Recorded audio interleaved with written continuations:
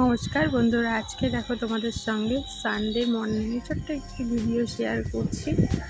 আজকে সানডে মর্নিংয়ে আমাদের হবে পরোটা আর আলু চচ্চড়ি। সো আমি আলুটাকে কেটে নিয়েছি, এবার আমি আলু তরকারিটাকে বসিয়ে দেবো। আর এদিকে আমি ময়দাটাকে মেখে নেব, মেখে আধা ঘন্টা ম্যারিনেশনে রাখবো, তাহলে পরোটাটা খুব সফট হয় খেতে।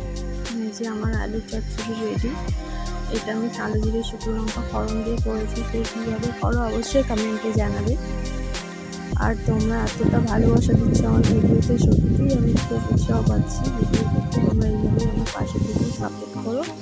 দেখো বন্ধুরা, রেডি আমার আলু তরকারি। এবার আমি পরোটাগুলিকে বেলে ভেজে নেব।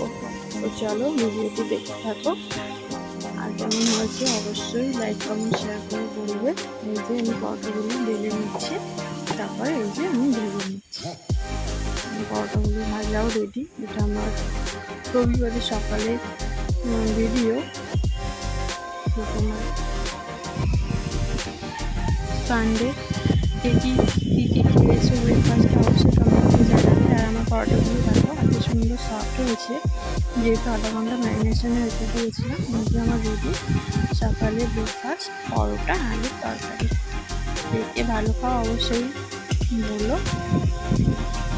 আর ভিডিওটি দেখার জন্য অসংখ্য ধন্যবাদ।